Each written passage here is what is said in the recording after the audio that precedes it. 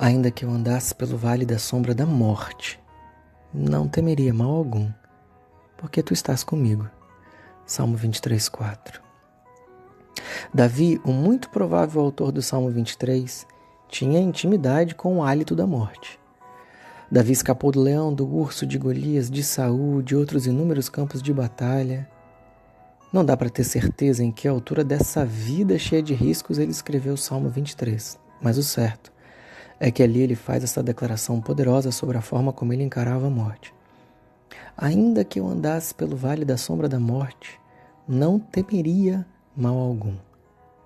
Aí Davi está dizendo literalmente que ele não tem medo da morte. Vencer o medo da morte talvez seja o desafio último para qualquer ser humano. Porque nós batemos na madeira, fazemos o sinal da cruz, mudamos de assunto. O que é um pouco compreensível se entendemos que a morte não é natural.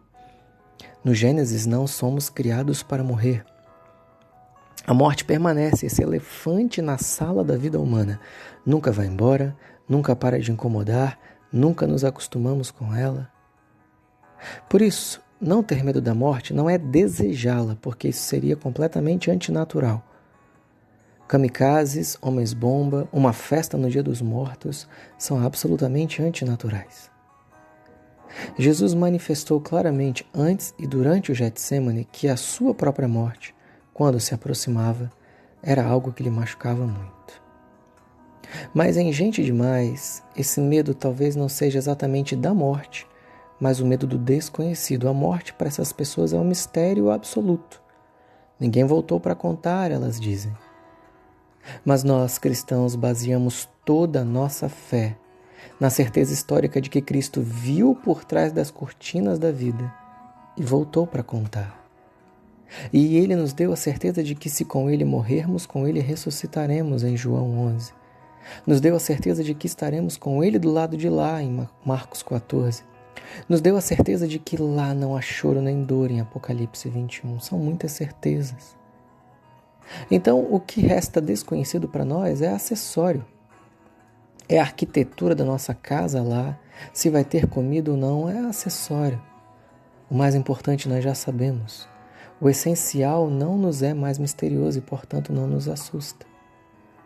Por isso, um cristão precisa ter menos medo da morte do que outras pessoas quaisquer.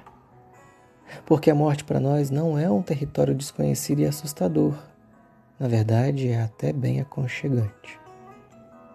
Mas para algumas outras pessoas, o pior da morte não é o medo do desconhecido, mas o fato de que vamos para lá e não vamos ficar mais para cuidar de quem fica. Para isso, eu preciso mais uma vez me lembrar e me convencer de que eu não sou insubstituível. Em Jesus era diferente. Sua agonia na iminência de sua morte não parece motivada por qualquer medo do desconhecido ou pelo menosprezo da capacidade de quem vai ficar. A aflição de Jesus parece causada pela ideia de sofrimento.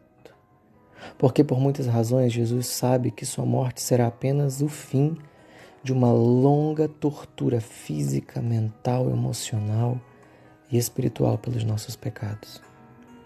Jesus não era um louco que tinha prazer em sofrer. Ninguém deve achar que o sofrimento santifica, ninguém deve desejar o sofrimento, como também ninguém deveria ter medo do sofrimento exageradamente. Hoje, dia 18 de abril, o coronavírus já coleciona 155 mil mortes no mundo, 2.200 mortes no Brasil, em um mês.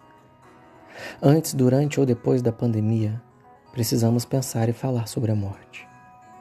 Não pensarmos nela não fará com que ela desapareça e talvez agora os números alarmantes e as estatísticas cada vez mais próximas nos obriguem, enfim, a pensar nela. E se pensamos na morte, o que pensamos? Ainda que eu andasse pelo vale da sombra da morte, não temeria mal algum, porque tu estás comigo.